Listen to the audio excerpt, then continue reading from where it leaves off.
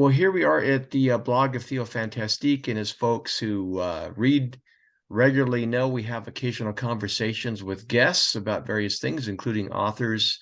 And I'm privileged today to have a new scholar that came on my radar. And I tried pronouncing her name a couple of times and I butchered it. So you know what I'm going to do? It's Yasmine, but I'm going to let Yasmine tell us her last name so I don't mess it up. Yasmine? It's Musharbash, There Yasmine we go. Musharbash. Fantastic. I'm going to read a bio that I picked up from her on the internet. Yasmine is senior lecturer and head of discipline anthropology at the School of Archaeology and Anthropology at the Australian National University. She conducts participant observation-based research, and here's another word I might mess up, with the Waripiri people? Walpray. Waripiri people in Central Australia with a particular focus on relations amongst those people on the one hand and between them and non-Indigenous people, fauna, flora, the elements, and monsters on the other. She's been involved with a number of books, including Monster Anthropology in Australia and Beyond, Monster Anthropology, Ethnographic Explorations of Transforming Social Worlds Through Monsters, and the forthcoming book, Living with Monsters, Ethnographic Fiction about Real Monsters. A lot of monster work there. So welcome, Yasmine. Thank you so much for having me. Yeah, it's great to have you here. And just so folks know, um, folks who come to Theo Fantastic know we deal regularly with monster studies, monsters in pop culture and the religious aspect. And I've done that for years. I am one of the co-editors of the online journal of Religion and Monsters. And one of my friends and colleagues for several years, Bill Ellis, who is a folklorist, reached out to me and said, put your work on my radar. And I looked at it. I found a sample chapter of one of your books. I tried getting it through interlibrary loan because it exceeds my budget for library editions, and I I couldn't am get it. so sorry about that. Like That's that all was, right. yeah, no, Yeah, I wish they were cheaper. I really wish they were cheaper. yeah. I've done some academic titles too, and I just know that most folks are going to have to get it through our interlibrary loan, or they just won't be able to get it. It's Well, just Living with Monsters is gonna be free for download. So there's that. oh wow, fantastic. That'll be great. So the questions that I have for you come from that sample chapter that I was able to access. So hopefully I've got somewhat informed questions as we go along here tonight. But if I don't ask something that brings out what you would like to see covered, please feel free as we go along. But I always like to begin with the personal question. How did you come to a personal as well as academic interest in the study of monsters? How does an anthropologist get there? Um, it's a little bit of a long story, and it's probably not at all what you're expecting. But so the beginning of it was because I've done lots and lots of other work before I got into the monsters. The beginning of it was that one of my colleagues, who's one of my closest conference buddies, and me were sitting at a bar in a hotel during a conference, and was saying that we always go to the same conferences, but we've never actually had a panel together. So we were like, let's think about a panel we can do together. And, I work with Indigenous people in the desert, and she works with non-Indigenous fishermen on the coast. And she does totally different things from me. And so we were going through any potential overlap, and there was just none until she actually said that she has this one paper about monsters on the ships, and I went like, oh, I got monsters. And so then we went like, hey, let's have a panel on monsters, neither of us actually knowing anything about monster studies or the academic approaches to monsters. And so in the preparation to that panel, I then first came across Jeffrey Cohn's work, and then kind of started reading and got more and more excited about it. And we had a big panel. There was, I think there was 12 paper givers, including one person actually dressed up as a monster, which I hadn't planned, which was like an attendant doing discussions from a monster's point of view. And it was just such a fun session. So we turned it into a book. And then more and more people came along and went like, that was amazing. Are you doing more of this? And I just really got into the literature. Just thought it was so thought-provoking and so much fun. that, yeah, we've been monstering ever since. But it was a complete and utter, there wasn't any academic drive. It was just social, let's do something. And the other thing that I found really amazing was that in preparation for my own paper, I went through all my field notebooks. So I'm an anthropologist and I work with indigenous, with Walbury people. And I, at that point in time, probably had done about 15 years of field work on and off. And so I went through my notebooks to just see if I had any notes on monsters. And I was absolutely amazed that there was monsters probably not on every page, but I'd taken so many notes on monsters who were never my focus. But yeah, I've got enough to publish about monsters for forevermore just based on that. And that was before I was even focusing on the monsters. So that just made clear to me how much monsters are part of the everyday life in lots of places, which is, of course, very different from the pop culture monsters. Well, as I've been studying monster theory for years, it's interesting. My work has had two main foci, and I always thought they were unrelated. One was monsters in pop culture, and the other was looking at interreligious conflict. And it kind of dawned on me that the two are related in that I'm interested in human fascination with monstrous in whatever incarnation, but I'm also interested in how humans act monstrously to each other, often by tapping into religion in the process. But one of the things I found interesting about looking at that sample chapter of your work was your concern, and I'm assuming you've got other colleagues who echo this, that anthropology really hasn't had an adequate place at the table in monster studies. Can you talk about that for a bit?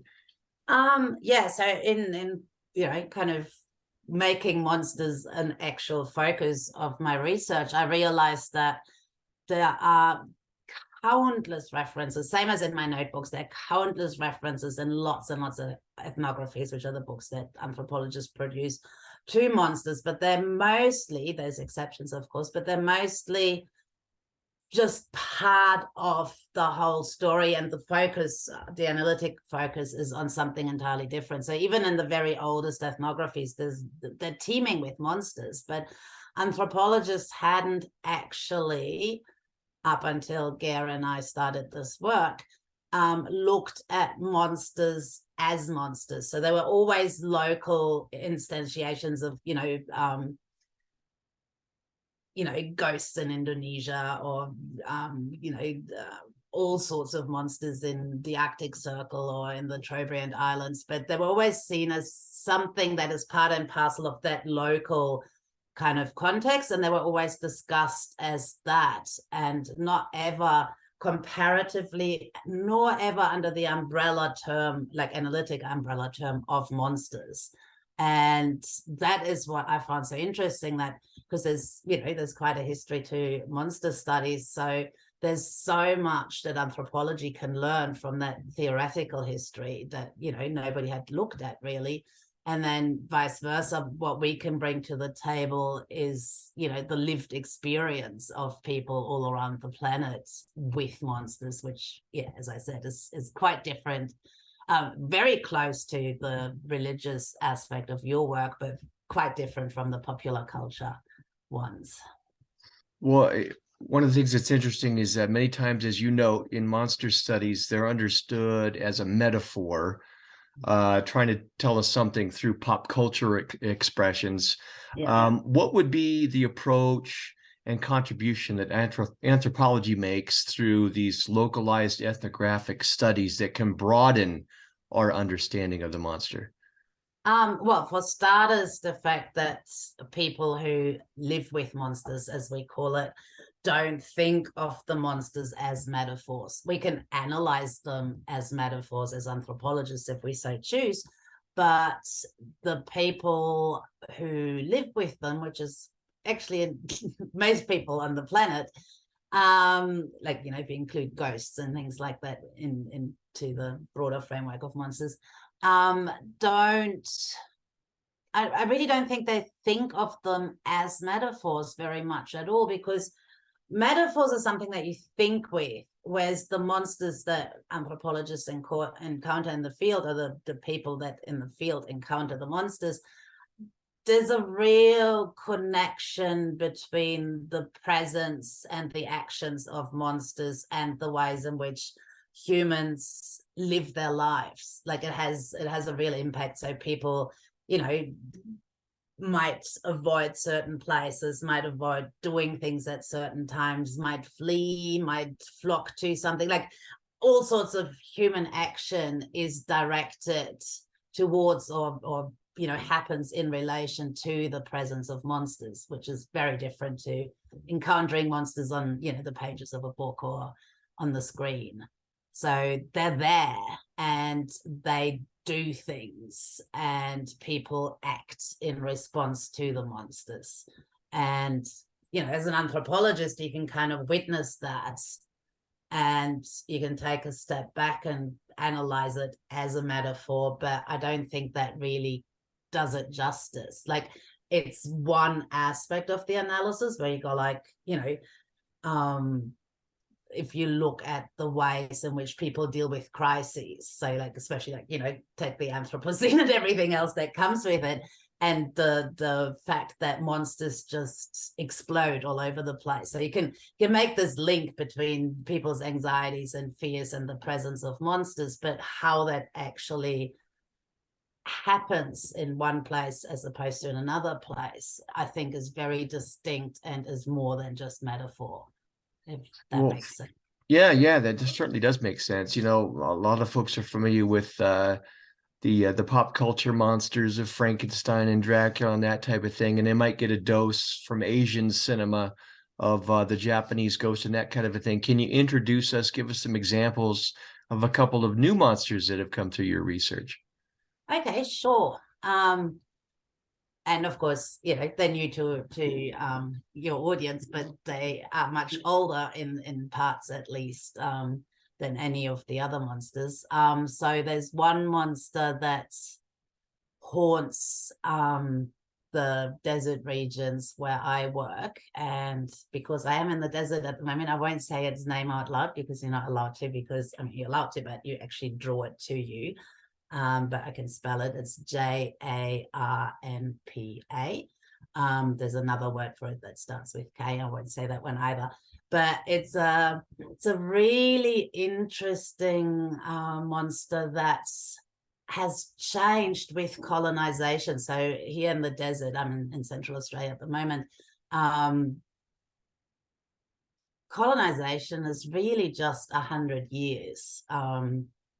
So, you know, like in the 1920s, that was when frontier violence happened. And then in the 1940s, settlements were set up and so on. So before that, these monsters lived a distinctly different life from humans. So humans, Aboriginal people, were moving kind of on circular tracks, following the seasons and following game and fruit and, you know, moving to visit people, relatives and so on. But it was, you know, there was seasonal mobility and they were on the move a lot, whereas these monsters were very sedentary.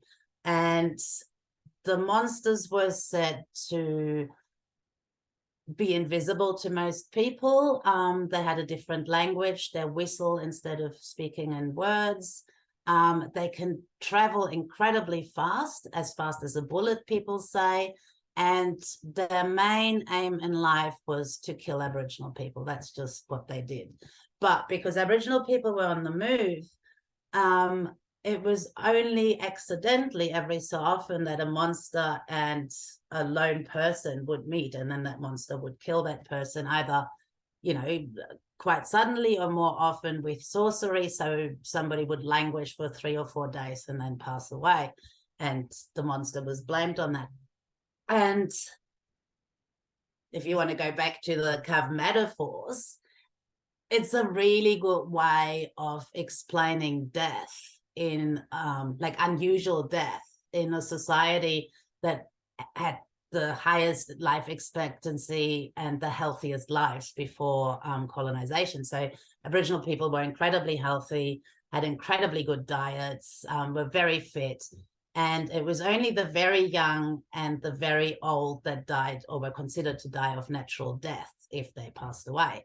And so if somebody in the middle of their life passed away, there was really no logical explanation for it, because there was no reason. Like, people die when they're very old. They don't die when they're like, 39 or 43 or whatever.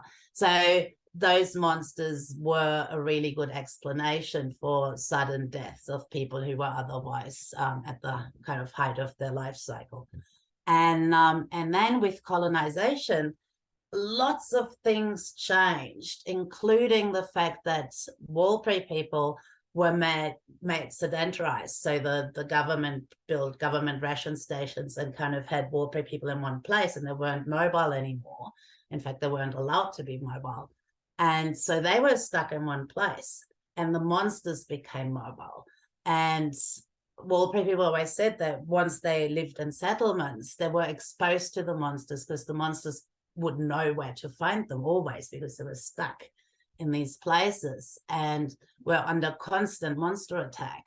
And going back to the metaphors, that then of course explains why, since sedentization, the mortality rate of indigenous people has risen astronomically. So, once people were sedentized in these settlements and the whole colonial machine kind of imposed on them, the rate of deaths went up dramatically. And so one way of kind of making sense of that is to say that, the settlements became like magnets for the monsters. So the monsters became mobile and people became static, and that way they were much more exposed to the dangers of those monsters.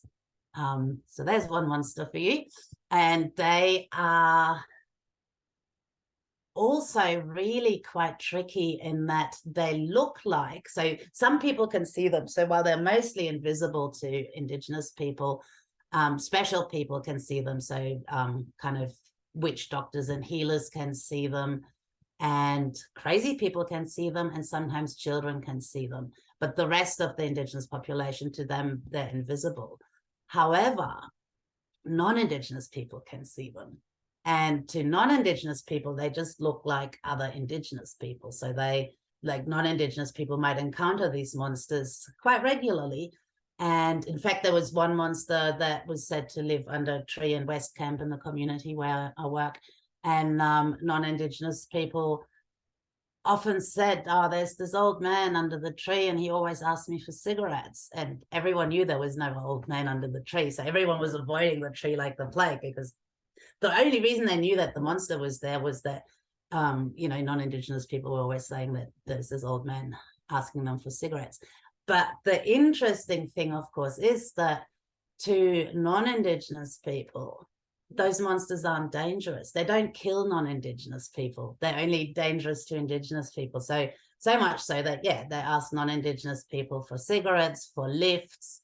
And then, as the 20th century and then the 21st century marched on, they're now said to drive black Toyotas. Most non-indigenous people who work for the government drive white Toyotas. And so these monsters drive black Toyotas. They stay at hotels, which people then have to avoid. They're now said to speak English, like asking people for smokes and so on. So what you can then analyze is the fact how colonization did not just impact indigenous people, but it impacted the monsters that are haunting indigenous people. And that is one way in which that happened. And of course, the whole impact of colonization was very different on different types of monsters. So it made really evil monsters thrive, and some of the shyer, more kind of embedded in country and landscape monsters, became less distinct or disappeared or became extinct. And so so they're good to think with, but they are also what people live with. Does that make sense? Yeah, you also write that monsters are contingent on the humans they haunt. And that comes through in that example. Can you elaborate on that? Well, it's like the way we've been trying to theorize that particular claim is that if a monster were to show up in a totally different social context, it might not be recognized as a monster at all. So if, like, not in, like in this case, the context is indigenous, non-indigenous, both in Central Australia. But, you know, if one of those monsters went to, say, LA, you know, it would make no sense. People wouldn't be able to make sense of LA, and the monster wouldn't be able to make sense. The people wouldn't be able to make sense of the monster, and the monster wouldn't be able to take off sense of LA, because it is so contingent on Warlpiri people, which it has haunted for, you know, millennia. And it's really just the opposite of saying monsters are very locally specific. And I mean, you would have the same with, you know, types of vampires or types of werewolves, you know, they're all kind of locally specific as well. And that would be like, you could extend that into the formulation that they are actually contingent on, you know, the humans in those specific areas where they live. And there's like this really intimate interplay, you know, which can be, of the nature of it, can be highly dangerous, or, you know, it can just be part of everyday life, or it can be supportive, but it's very specific in terms of the people and the monster in one place. Another facet of your work that I think can help us be critical in a positive way of monster studies and broaden it, try and expand it and understand it better. You talk about the lived experience of people with monsters. And obviously, you don't get that with the metaphor and the Western kind of assumptions there. But it seems to me that even in the West, you have people, even though they're looked down upon by the Western scientific modernist mindset, you have fundamentalist and evangelical Christians who believe in the literal existence of demonic forces, and Absolutely. they live with that reality, and it plays out not only in their spirituality but their politics and things like that. So it's there. And then you have people in the West who are interested in the paranormal, which has a monstrous element to it. That's their daily experience. So how can anthropology, through the monster in the daily lives, help us expand our understanding and appreciation of monster studies? Yeah, and let me just back up before I get to Sure. the core of your question, but there is this team of religious scholars with whom you are very familiar. I'm sure it's Bader and someone and someone. I Yeah. Yes. can't quite recall their names right now. Mencken, Bader, and yeah. Yeah. And so they have the statistic that just for the US, more than 50% actually believe in what they define as the paranormal. And they've got, like, I think 7 categories, which includes ghosts and aliens and Sasquatch and all sorts of things. So it's not that you have to believe in all 7 of them, but just one of them. And yeah, more than half of the US believes in one of those or more of those. So that's more than half the population having some affinity with some kind of being that, you know, would broadly fall under what I would call a monster. And I think that's a really important number to kind of remind ourselves that outside of the West, broadly defined, monsters really are part and parcel of everyday life. Like, they're everywhere. And then, you know, within the West, we kind of relegated them to fiction and all sorts of other domains, but they really don't stay there. You know, they kind of, they're very active, and they come out and do their thing. And so the you know, the bare fact that more than half of the US population believes in one kind of monstrous being just shows you that our idea that, you know, all monsters are fictional in the West is just really not very spot on at all. And just I grew up in both Germany and Jordan, but you know, there's different monsters in both of those places as well. But just looking at the landscape in northern Germany where I grew up, there's so many sites within a village. I grew up in a village, but within a just small area, the amount of lakes and mountains and paths and, you know, hills and all sorts of things that are named after monsters or the devil is actually quite extraordinary. So the whole landscape, even though nobody there would say, I believe in monsters. The entire landscape is named after monsters that clearly would have been part and parcel of it at some point. And I just find that very interesting. We always go, no, we don't believe in this. But then, it doesn't make us think twice that, there's Devil's Lake and Gnome's Cottage and everything else just there around the corner. Well, go ahead.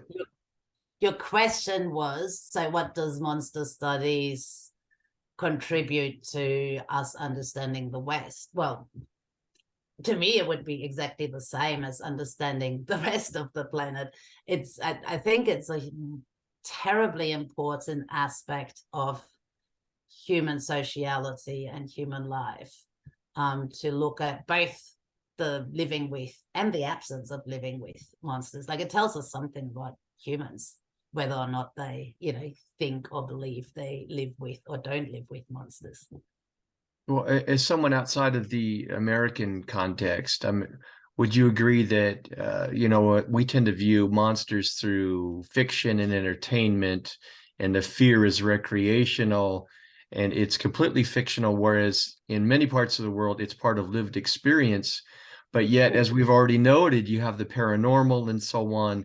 So isn't that almost, if we look at it from another perspective, rather than just the fringe that believe in the paranormal, they're really doing what a lot of people in the rest of the world are doing. They're living with the monstrous experience, and maybe we need to reassess the way we approach monsters and our biases in the Western experience. Absolutely. So I would very much, don't want to generalize too Right. much, but I would say that the relationship between monsters and humans is at the core of, what it is to be human. And so even if you don't have a relationship with monsters, that still defines your humanity. But having a relationship with monsters, living with monsters, certainly seems to be an utterly human trait. Like, it's what humans do wherever you look. It doesn't matter where you look, you find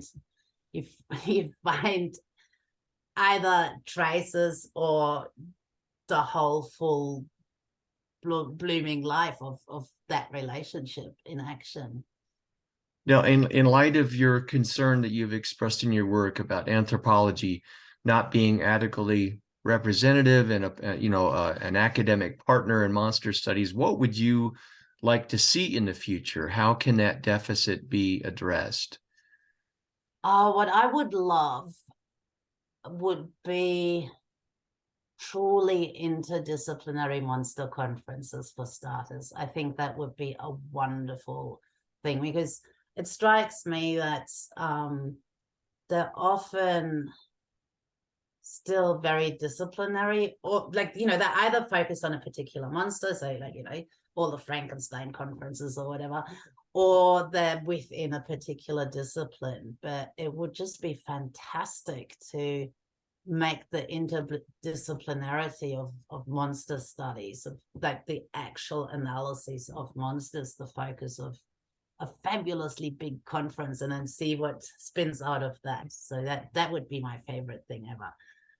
That would be wonderful. I hope to track down more than just your chapter of your work at some point. I'm so happy to send you more, and also your readers, because I can send them to individuals. So just Yeah. an That email, and I'm very happy to. That would be great. And I don't know, like I said, I'm one of the co-editors of the Journal of Gods and Monsters. I'm going to pitch to my fellow co-editors. So would maybe some colleagues be interested in looking at an interdisciplinary issue or issues to try and explore these topics?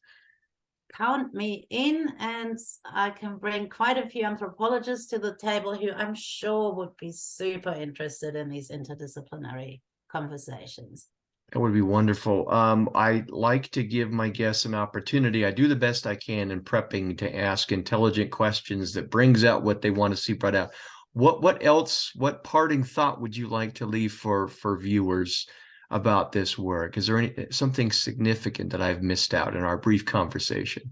No, it's been great. I think the ways in which, in the first book, we kind of just tried to establish what monster anthropology could be. And then in the second book, we took it in one particular direction, which was to actually look at monsters and humans in situations of change, like social change, social transformation.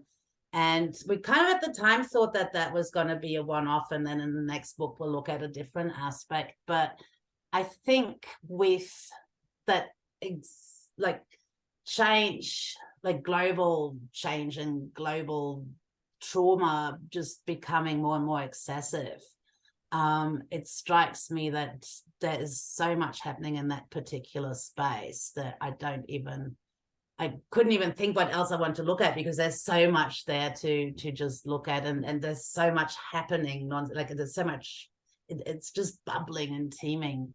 And yeah, I think the one thought I would like to add is that to me right now, that is the most exciting stuff, to just see how with, you know, new crises which are emerging all over the planet, new monsters emerge, and, you know, old monsters go extinct, and that whole kind of social drama also becomes a monstrous drama. And looking at that, I think is just, it's a good way to look at the current moment.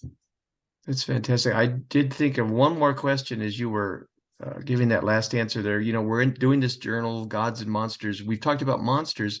What do you see anthropologically about is there a connection between the monstrous and the sacred, the spiritual, or divinities in the work that you're doing? I would say so. And I would also say that, again, that would be something that is calibrated differently from one place to the next, and, you know, from one culture to the next. But I would not ever try and disentangle those two. So they're intimate partners working together in some sense. Yeah. Even though it's fascinating in Christianity is so dominant in America and the West, that they want to separate the monstrous from the divine because one is seen to contaminate the other. But it does seem that there's this intimate connection in other cultures. Would that be correct? Absolutely. And the way I think another way to look at it is to say that, in essence, what you just said is that, you know, Christianity has this notion of good and evil, and it attributes evil monsters to the evil side, and then, you know, the divine to the good side. But not every religion has this split into good and evil. Actually, most religions don't.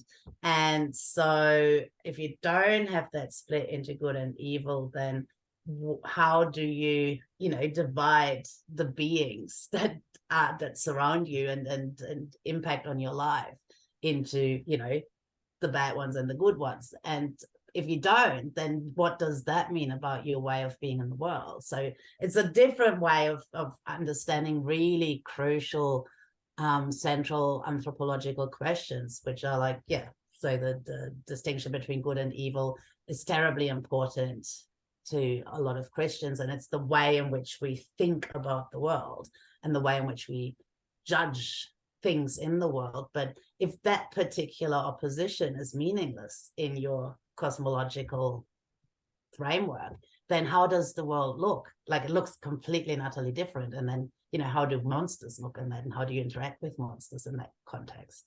Yeah, well, maybe conversations and scholarship like yours can help folks. I think even in the Christian context, the argument can be put forth that even the good Christian God many times acts and is understood in the sacred text in monstrous ways. So yeah. Brilliant point. Absolutely. So yeah. Well, this has been fantastic. I appreciate you. It's late at night here in the US and Utah. And what time is it there in Australia? 4 p.m. in the 4 afternoon. p.m. And we managed to make it happen. So it has been wonderful. I will include in the program notes links to your books. And do you have any video lectures I might be able to track down and provide links to? There is one there's one lecture on monsters I gave at UCL that's recorded. I'll try and find it and send you the link. Okay, that'll be fantastic. And as soon as I get all this edited and uploaded and linked and everything, I will let folks know. And I will, again, be in touch with my co-editors and colleagues, and we'll see if we can do something collaboratively. It would be That would be wonderful. dreamy. That would be the best. That would be wonderful. I'm so glad I found your work. Thank you for making the time. I really appreciate it. This was fun. Thank you. Let me And I'm stop. so glad the internet worked too. That was an extra icing on the cake. That was so wonderful. Thank you for coming on the podcast, or the conversation, the video conversation, I should say. Well,